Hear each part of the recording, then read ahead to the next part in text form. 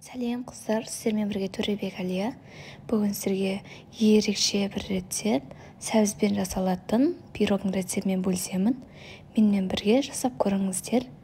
Алдымен бізге керек заттар: жұмыртқа, құмшекер, ұн, сұйық май, қопсытқыш, ең бастысы бір сәбіз керек болады. Алдымен жұмыртқамызды таза ыдысымызға жарып алып, миксердің жай жылдамдығынан бастап араластырамыз. Бірінші жай жылдамдықтан бастап жәймендеп жылдамдығын көбейте береміз. Осы кезде жұмыртқамызға құмшекерімізді саламыз. Құмшекердің барлығын бірден емес, 2-ге 3-ке бөліп қосамыз.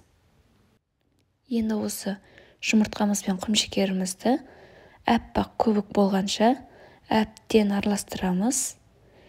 Менде шамамен 5-6 минут араластырдым. Мұнда жұмыртқамыз 2 есе ұлғайғанша араластырамыз.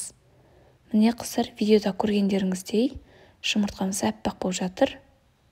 Қыздар, егер де сіздерге осы рецепт ұнаған болса, мен арнама жазыла кетіңіздер. Сіздерге алдағы уақытта тағы да көптеген ең күшті деген рецепттермен бөлісемін. Міне енді барып сұйық майымызды құямыз. Сұйық майды құйып болған соң тағы да бір араластырып аламыз миксермен. Енді ұнымызға қопсытқышты салып, екеуін бірге осы електен өткіземіз. Менде ұн мен қопсытқышты бірге қостым. Енді тағы да миксердің көмегімен араластырып аламыз. Мұнда көп араластырмаймыз. Ұнымыз араласқан болса болды. Бір-бір ғана араластырып шығамыз. Осылай жектерін түсіріп, енді сәбізімізді осындай үккіштің майда көзінен өткізіп аламыз. Қыздар, мұнда сәбіз, шикі сәбіз. Сәбізді ешқандай да асып қоспаймыз. Осылай шикілей қосамыз. Піспей қалады деп ешқандай да уайымдамасаңыздар болады. Барлығы толықтай піседі. Енді осыны жаңағы тестамызға салып, лопатканың көмегімен бір араластырамыз. Осылайынан видеода көргендеріңіздей араластырамыз қыздар.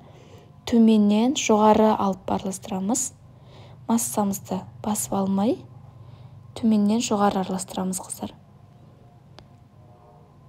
Міне, менде араласып болды. Енді осыны табама саламын. Қыздар, сіздерге барлық заттың қанша мөлшерде керегін төменде қалдырып кетемін. Сол жерден қарасаңыздар болады. Барлығын өз граммдары бойынша жазамын. Осылай бетін тегістеп, қызып тұрған 180 градус пеште 40 минутқа пісіріп аламыз қыздар.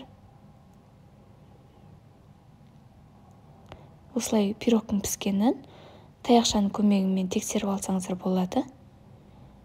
Менде толықтай пирогым пісіп шықты. Өте дәмді, күшті болды қыздар.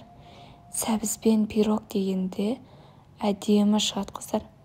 Үйлеріңізге қонақ келгенде де жасасаңыздар, қонақтарыңыздың барлығына да ұнары сөзсіз. Осы рецепт бойынша жасап көріңіздер. Ешқандай да өкінбейсіздер қыздар. Өте ерекше рецепт. Менімен бірге болғандарыңызға рахмет. Мен арнама жазылып, лайк, комментарий қалдыра кетіңіздер. Сіздерге бұдан да күшті рецепттермен бөлісіп отырамын.